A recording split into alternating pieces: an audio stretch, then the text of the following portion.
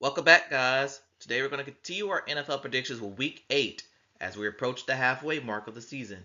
Last week I went 11 and 4, total season record 68, 39 and 1. And again, we're halfway through the season, and this season has been wild. So wild that I don't even know who's the best team is in this league. But before we get into our predictions, a reminder that the Los Angeles Rams, Las Vegas Raiders, Seattle Seahawks, Detroit Lions, Jacksonville Jaguars, and Arizona Cardinals all have bye weeks this week. And on a very special week as it's tight ends week. This Sunday is National Tight Ends Day. So I wish everyone a happy Tight Ends Day to all who celebrates it. Kicking things off on Thursday Night Football, we have the Minnesota Vikings taking on the Los Angeles Chargers. Vikings coming off a tough home loss to the Philadelphia Eagles, where I felt like there were opportunities for them to take that game. However, turnovers and the inability to get a stop when it mattered most derailed their hope, derailed any chance for them to getting a win. But I will say, and Isaiah Rodgers being burnt toast in this particular game also did not help. And speaking of teams coming off of their own home losses, the Los Angeles Chargers. They're coming off a loss to the Indianapolis Colts, but the Colts are the most exciting team in football.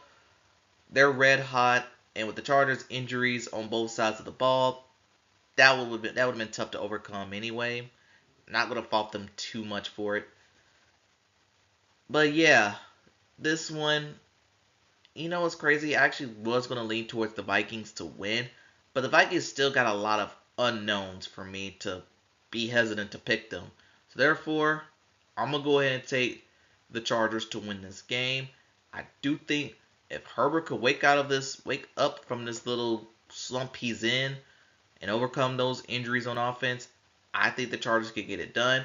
I don't expect this one to be as high scoring as it should, but yeah, I'm gonna take the Chargers to win. And now we got a game. We got the Miami Dolphins taking on the Atlanta Falcons.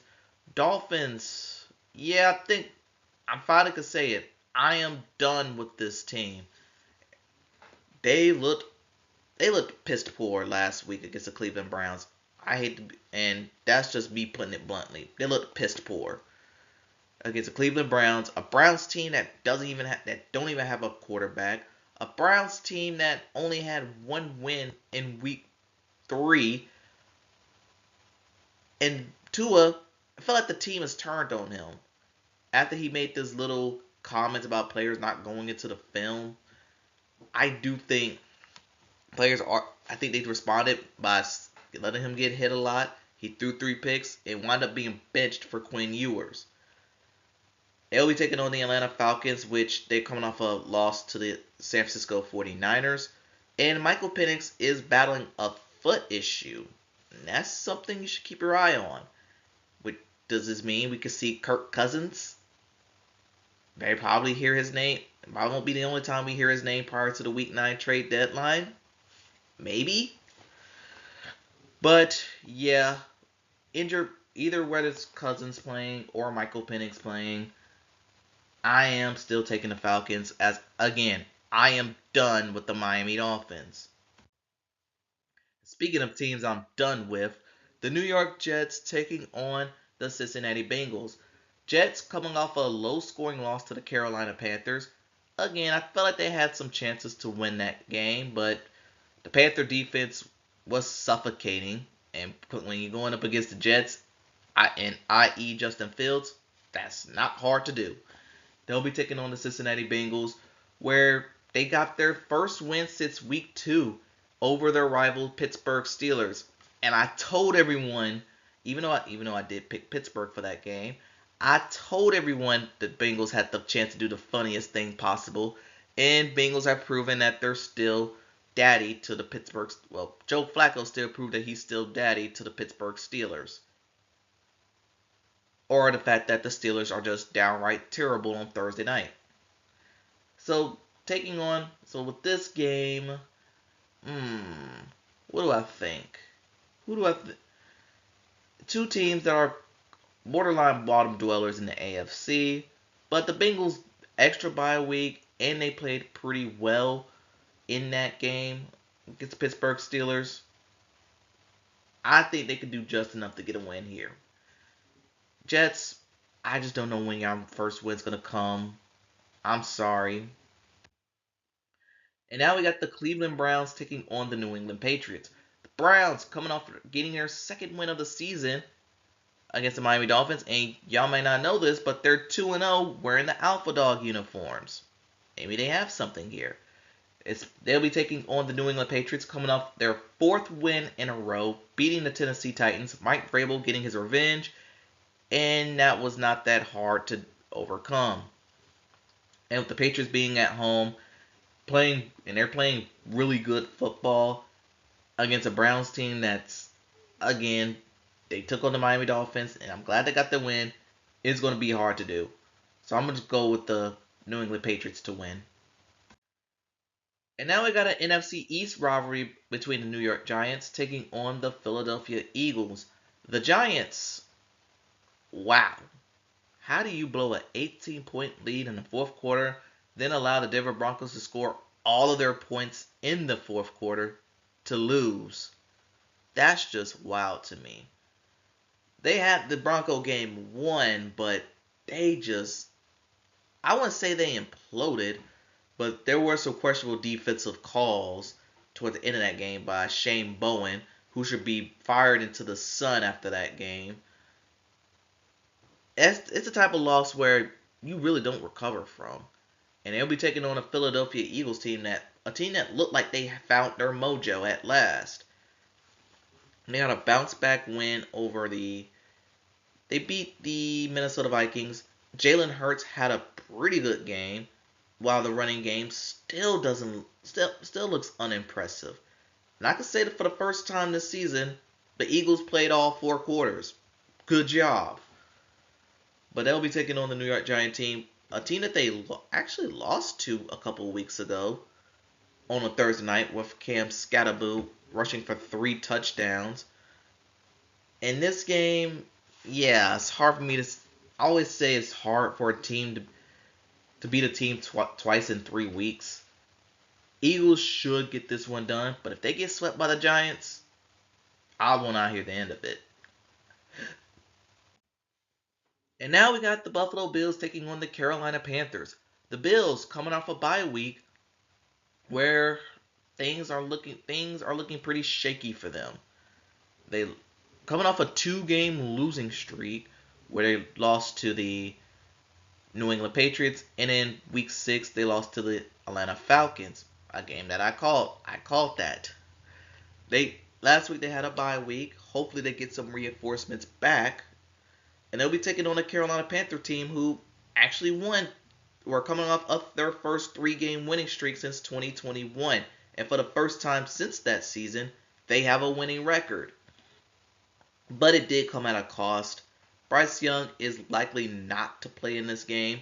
Whether that's a benefit or not a benefit, that's to be determined. But they did get a low-scoring win on the road against the New York Jets. So count it as you will. But being at home, even though the Panthers are at home and they got a running game to counter the Bills' terrible run defense, I do think the Panthers' defense is going to have their hands full with Josh Allen. So I'm going to go ahead and take the Bills to win this game. But if the Panthers win 4 in a row without Bryce Young, oh boy, the optimism that I have not felt in the last 5 years will be back. And now we got the Chicago Bears taking on the Baltimore Ravens. The Bears coming up also winners of feels like 3 in a row. 3 or 4. They won 3 or 4 in a row, beating the New Orleans Saints. And the Saints kind of made it closer than it seems. Granted, the Bears did play in rainy weather, so I'm not going to blame them too much for making it close.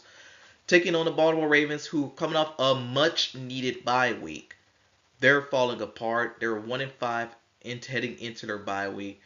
They're at home. Lamar Jackson, could he be back for this one? Maybe. Could the defense get healed up, and finally play up to their abilities? Maybe. But with the Ravens favored by 6.5 points, with them only having one win, that's a choice. And in this one, yeah, that actually makes me picking this game pretty hard to deal with. I'm gonna go with the. I'm just gonna go ahead and take the Bears on the road to win this one for now, because they're still Lamar Jackson again. He's questionable to come back in this one, but if he comes back, I may flip my pick. We're just gonna have to wait and see about this one. And now we have the San Francisco 49ers taking on the Houston Texans. 49ers getting a Sunday night win over the Atlanta Falcons despite being undermanned. And the Houston Texans coming off a tough road loss, Monday night loss, doubleheader loss over the Seattle Seahawks, which hopefully will be the last doubleheader in Monday Night Football history. But knowing the NFL, flash them a dollar bill, they'll be back. But that's beside the point. This game, if you don't know, this is DeMeco Ryans. A bit of a DeMeco Ryans. Could this be a DeMeco Ryans revenge game?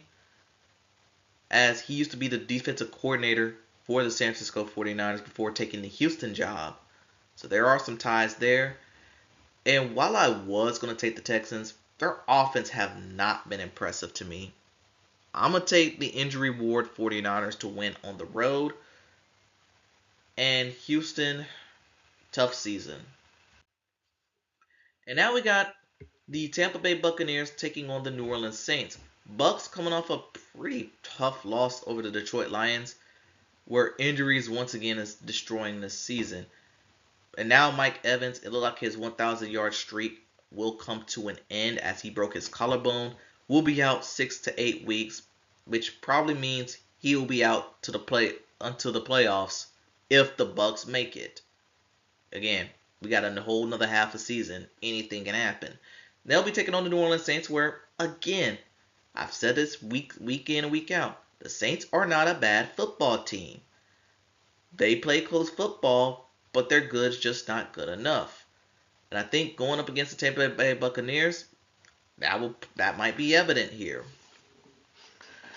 So, yeah, I do think the Saints it's a divisional game. You never know with these. But I'm still going to lean towards the Bucks. I think they have just enough on offense. Could they get some offensive pieces back this week? We'll have to wait and see. And I'm thinking about it, I kind of understand why the spread is this low. Short week, Monday Night Football, and the Bucks are battered. Yeah, I kind of understand now. Now for the next game, we have the Dallas Cowboys taking on the Denver Broncos. The Cowboys getting a dominant NFC East win over the Commanders, where their defense actually finally had a decent game. Also, the offense being nuclear as all ever, that also helped. They'll be taking on the Denver Broncos, who are coming off an impossible victory over the New York Giants. This team was dead. Seriously, this team was dead for 3 quarters, but the fourth quarter they decided to score all of their points. I'm not making that up. All 33 points in the fourth quarter to steal one against the New York Giants. And in this game, okay, I'm going to state a fun fact that might be mind-boggling for everyone witnessing this. But you may not know this. The only team the Cowboys have not beaten in this side of the millennium is the Denver Broncos. I don't know how it is, but the Broncos could have Teddy Bridgewater as their quarterback, Kyle Orton, or a Walmart guy from the street. The Cowboys will find a way to lose to the Denver Broncos. I don't know what it is, but they're the only team that they have not beaten. They're the only team the Cowboys have not beaten this side of the millennium.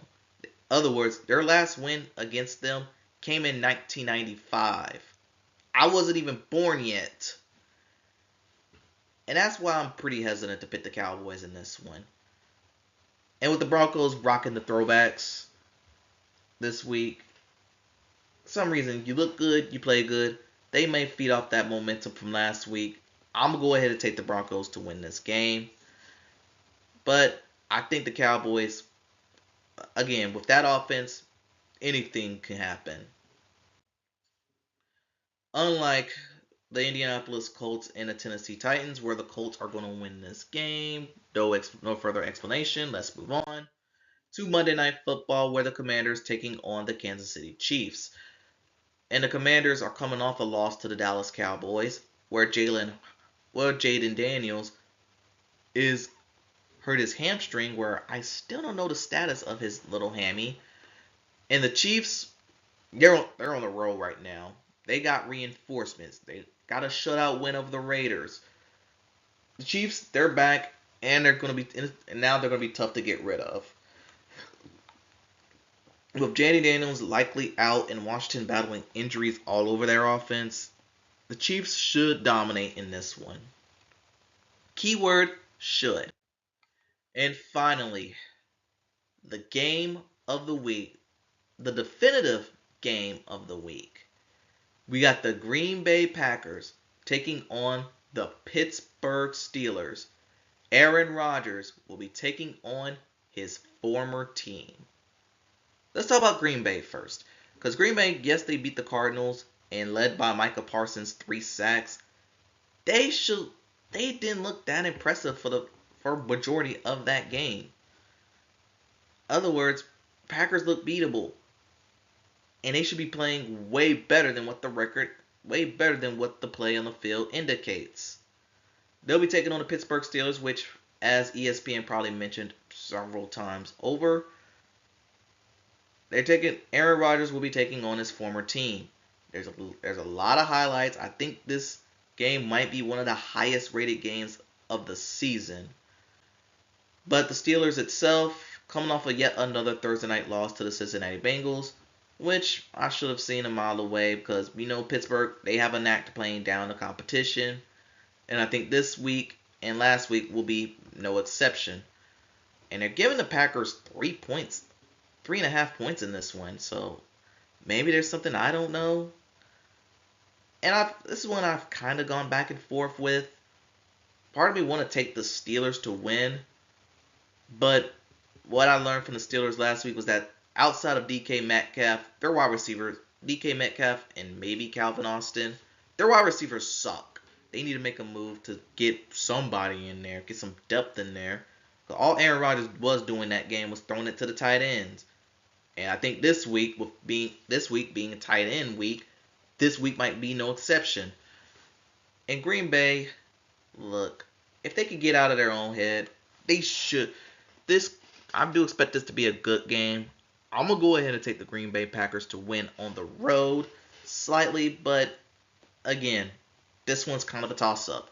And that concludes the Week 8 predictions for the NFL. Tell me what you think in the comments below. Thanks for watching. Gamble safely. Happy Tight Ends Days to those who celebrate it.